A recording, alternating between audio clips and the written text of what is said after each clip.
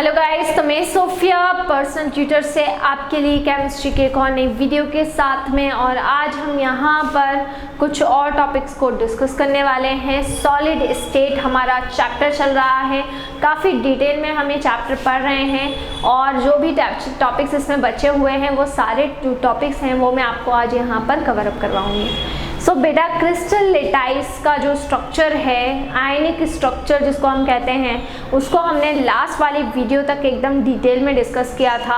अब मैं आज यहाँ पर आपको इम्परफेक्शन इन सॉलिड बताने वाली हूँ।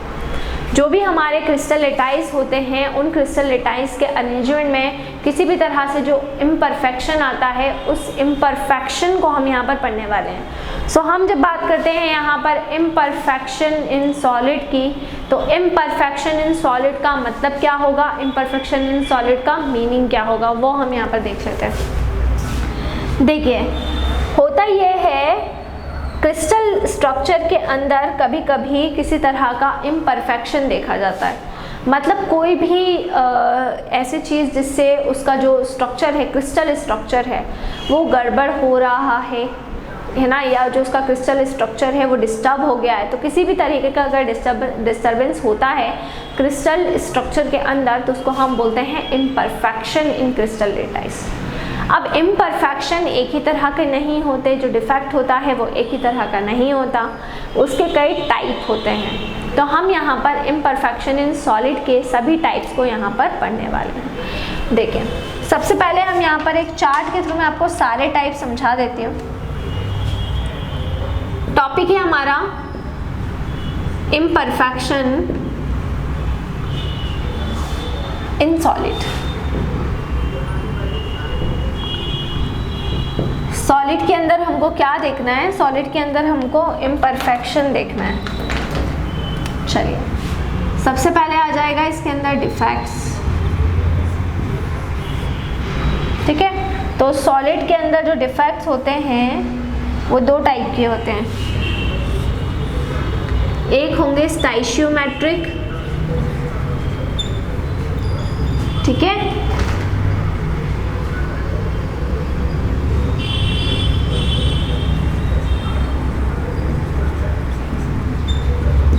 और दूसरे हो जाएंगे नॉन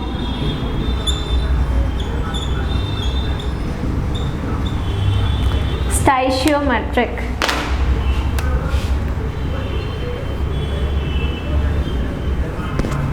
ठीक है, एक होगा स्टाइशियोमेट्रिक और दूसरा होगा नॉन स्टाइशियोमेट्रिक।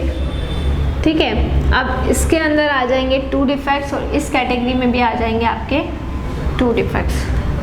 अगर इसकी हम बात करेंगे, ठीक है, अगर इसकी हम बात करेंगे तो इसको हम बोलेंगे शॉर्टकी डिफेक्ट।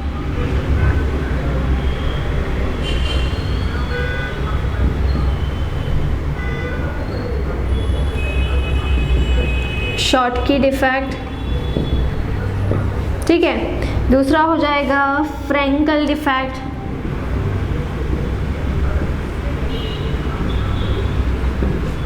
ठीक है, फिर थर्ड हो जाएगा मेटल एक्सिस डिफेक्ट।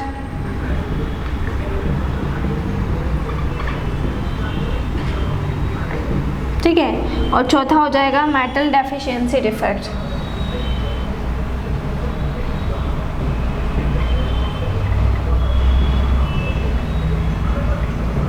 ठीक है, तो 4 टाइप के आपके डिफेक्ट रहेंगे जिनको आपको पढ़ना है। सबसे पहला हो जाएगा शॉर्टकी डिफेक्ट, फ्रैंकल डिफेक्ट, ये इसमें आएगा। सेकंड कैटेगरी में हमारा आएगा मेटल एक्सिस डिफेक्ट और मेटल डेफिशिएंसी डिफेक्ट। ठीक है, इतने तरह के आपको टाइप पढ़ना है। इसके बाद में देखिए, डिफेक्ट्स के बाद में अगला टॉपिक आपका रहेगा वैकेंसीज के बारे में, कि वैकेंसीज क्या होती है। ठीक है, और वैकेंसीज को हम किस तरीके से पढ़ते हैं वो हम यहाँ पर देखेंगे। ठीक है, वैकेंसीज को हम किस तरीके से पढ़ते हैं वो हम यहाँ पर किस तरीके से पढ़ेंगे। ठीक है, देखो, जो भी पोजीशंस बच जाती है, ठीक है, ऐसे डिफेक्ट्स जिसके अंदर पोजीशन बच जाती है, एटम और आयंस की वैकेंट पोजीशन जो बच जाती है एटम और आयंस के बीच में, ठीक है, उनको बेसिकली हम बोलते हैं vacancy. These are the defects, these are the defects, ठीक है, defects that occur when positions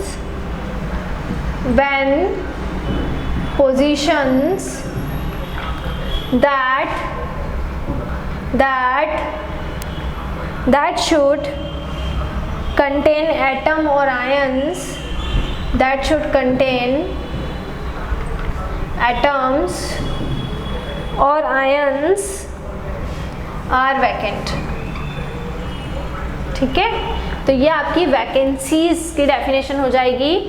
ये वो डिफेक्ट्स होते हैं जब पोजीशंस जो भी रहेंगी जिसके अंदर एटम्स हैं या आयन्स हैं उनकी पोजीशन वैकेंट हो जाएंगी, खाली हो जाएंगी। जैसे कि फॉर एग्जांपल ऐसे समझ सकते हैं कि जो भी जैसे ये वाली पोजीशंस हैं एटम्स या आयन्स की, तो ये पोजीशन में ना ही एटम्स हैं और ना ही क्या है आयन्स हैं, ठीक है ना, क्लियर।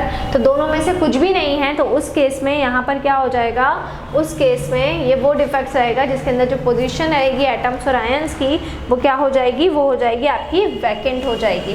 अब वैकेंसीज के बाद में अगर अगले पार्ट की हम बात करें तो उसको हम बोलते हैं इंटरस्टिशियल साइट्स। इंटरस्टिशियल साइट्स, अब इनके बारे में भी आपको जानना बहुत ज़रूरी है कि इंटरस्टिशियल साइट्स क्या होती है। देखिए वो भी मैं आपको बता देती हूँ।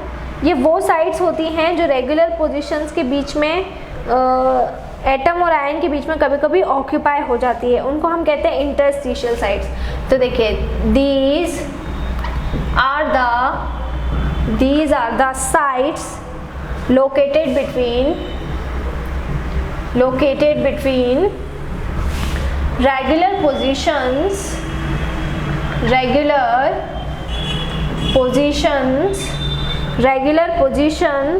sometimes atoms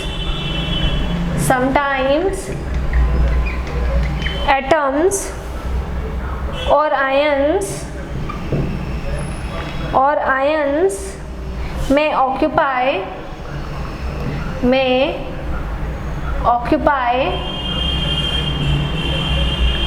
these positions। ये मैंने आपको डेफिनेशन लिखवाई। अब मैं इसको आपको एक डायग्राम से समझाती हूँ, एक डायग्राम से एक्सप्लेन करती हूँ कि हम इसको किस तरीके से समझेंगे एक डायग्राम के थ्रू, वो हम यहाँ पर देख लेते हैं, ठीक है। तो वो ज़्यादा बेहतर रहेगा आपको डायग्राम के थ्रू समझना। देखिए सबसे पहले मैं आपको वैकेंसीज बताती हूँ। जैसे ये मान लीजिए ये एक रेगुलर क्रिस्टल के अंदर क्या होता है, जो भी एटम्स या आयंस रहते हैं वो एक रेगुलर अरेंजमेंट के अंदर क्या होते हैं, वो एक रेगुलर अरेंजमेंट के अंदर जुड़े हुए होते हैं, है ना, एक सिस्टमैटिक पैटर्न के अंदर जुड़े हुए रहते हैं। ये आपका मान लीजिए क्रिस्टल लेटाइस है, ठीक है। अब इस क्रिस्टल लेटाइस में ये मैंने माना ये सारे एटम्स अरेंज है एक सिस्टमेटिक मैनर में। अब आप देख सकते हैं कि दो पोजीशन यहाँ पर खाली हैं एटम की। देखो ये इसके बाद में अगर हम बात करेंगे, इसके बाद मैंने ये नहीं बनाया है, यहाँ तो बनेगा, ये भी बनेगा, ये भी बनेगा, ठीक है। देखिए तो ये वाली पोजीशन आप देख सकते हैं वैकेंट है और एक ये वाली पोजीशन यहाँ पर वैकेंट है, ठीक है। तो इसको जब एटम या आयंस दोनों ही नहीं होते, उनकी पोजीशन वैकेंट हो जाती है, तो इसको हम कहते हैं बेसिकली वैकेंसीज। तो ये हमारी कहलाती है लेटाइज वैकेंसीज, ठीक है। कि यहाँ पर जो भी रेगुलर अरेंजमेंट में एटम्स या आयंस होना थे, लेकिन वो एटम्स या फिर आयंस यहाँ पे हमको शो नहीं हो रहे हैं या हमको दिखाई नहीं दे रहे हैं, तो ये हो जाएगी हमारी वैकेंसीज, ठीक है। इसको हम क्या बोलेंगे, इसको हम बोलेंगे वैकेंसीज, ठीक है, क्लियर। अब दूसरा आपको इमेज बता देती हूँ, दूसरा भी एक बता देती हूँ कि वैकेंसीज के अलावा अगर हम सेकंड की बात करें, सेकंड वाला जो हमारा टाइप रहेगा जिसको हम क्या बोलेंगे, वैकेंसीज को अगर हम यहाँ पर हटा दें तो सेकंड टाइप मान लीजिए एटम्स पूरे रेगुलर अरेंजमेंट में मौजूद हैं, ठीक है। लेकिन यहाँ पर ठीक है। एटम या आयन कभी कभी क्या करते हैं, जो अपनी पोजीशंस को छोड़कर कभी कभी इनकी जो भी इंटरस्टिशियल बीच की साइड होती है, जब इन बीच की साइड्स के अंदर एटम्स या आयन आ जाते हैं, है ना, दो एटम्स के बीच की, जैसे ये दो एटम्स के बीच का जो स्पेस था, इंटरस्टिशियल साइड्स जिसको हम कह रहे थे, वहाँ पर एटम या आयन आकर लोकेट हो जाएगा या आकर फिक्स हो जाएगा, तो यहाँ पर फिर उसको हम क्या बोलेंगे, उस पोजीशन को हम कहते हैं इंटरस्टिशियल साइड्स। तो वैकेंसीज का मतलब कि अपनी ओरिजिनल पोजीशन से जो भी एटम रहेंगे वो वहाँ से हट जाएंगे, तो वो वैकेंसीज कहलाएंगी। और अगर एटम्स और आयंस, दो एटम के बीच की जो मिडिल स्पेस होती है, वहाँ पर जाकर अगर सेट हो जाता है या फिट हो जाता है, तो उसको हम क्या बोलते हैं, उसको हम कहते हैं इंटरस्टिशियल साइड्स। सो बेसिकली ये मतलब होता है आपका वैकेंसीज का या फिर इंटरस्टिशियल साइड्स का, ठीक है ना, क्लियर। तो टाइप्स ऑफ सॉलिड्स, स्टीशियोमेट्रिक और नॉन स्टीशियोमेट्रिक दोनों कैटेगरीज में हमको पढ़ना है, जिसमें शॉटकी, फ्रैंकल फर्स्ट वाली कैटेगरी में आ जाएगा, और सेकंड वाली कैटेगरी की अगर हम यहाँ पर बात करेंगे तो सेकंड वाली कैटेगरी में मेटल एक्सिस इफेक्ट और मेटल डिफिशिएंसी इफेक्ट, ये दो इफेक्ट आएंगे। तो ये आपको चारों आपके मेन डिफेक्ट हैं जो आपको डिटेल में पढ़ना है, लेकिन उसके लिए आपको वैकेंसीज के थ्रू किस तरीके से डिफेक्ट ऑकर होता है और इंटरस्टिशियल साइड से किस तरीके से जो डिफेक्ट है वो बनता है, वो आपको मालूम होना चाहिए, अदरवाइज बहुत प्रॉब्लम होगी। तो वैकेंसीज और इंटरस्टिशियल वाला पार्ट ये आपको बहुत अच्छे से लर्न रखना है। वैकेंसीज मतलब एटम और आयन अपनी ओरिजिनल पोजीशन से हट गए हैं, वो वैकेंसीज है ना, और इंटरस्टिशियल साइड्स मतलब दो एटम के बीच में जो भी साइड्स बची हुई होगी उसको हम क्या बोलेंगे, उसको हम बोलेंगे इंटरस्टिशियल साइड। ठीक है, इतना आपको आया समझ में? यहाँ तक आपको कोई डाउट है, कोई क्वेरी है? ठीक है, तो आपको कोई भी डाउट, कोई भी क्वेरी अगर हो इन टॉपिक्स के अंदर तो बिल्कुल आप उसे कमेंट बॉक्स में डाल सकते हैं, और इसी तरह से जुड़े रहिए हमारे साथ में, वीडियोस को लाइक करते रहिए, चैनल को सब्सक्राइब करना ना भूलें। कोई भी डाउट, कोई भी क्वेरी हो उससे आप कमेंट बॉक्स में डाल सकते हैं। और अगर आप हमसे ऑनलाइन होम क्लासेस पढ़ना चाहते हैं तो हम आपको ऑनलाइन होम क्लासेस की फैसिलिटी भी प्रोवाइड करा रहे हैं। हमसे ऑनलाइन होम क्लासेस पढ़ने के लिए डिस्क्रिप्शन में जाकर सारी डिटेल्स ले लें और हमसे कांटेक्ट करें।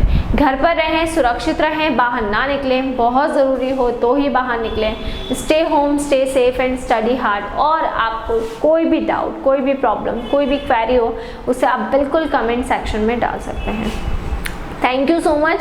और दूसरी चीज़ ये है कि आपको अगर सॉलिड स्टेट पढ़ना है तो आप बिल्कुल बेसिक से सॉलिड स्टेट को पढ़ें। मैंने एकदम स्टार्टिंग पॉइंट से बेसिक से आपको पढ़ा है तो आपको सारे कॉन्सेप्ट क्लियर होते जाएंगे। लेकिन अगर आप बीच से इस चैप्टर को पढ़ेंगे, क्योंकि ये चैप्टर कैसा है, लिंक वाइज है, लिंक बनती जाएगी तो आपको सब समझ में आता है। लेकिन अगर आपको बीच से अगर समझना रहेगा तो आपको कुछ भी समझ में नहीं आएगा। तो आप स्टार्टिंग से पढ़ें, तो मेरा सजेशन आपको ये कि आप स्टार्टिंग से पढ़ें तो वो ज़्यादा बेटर रहेगा।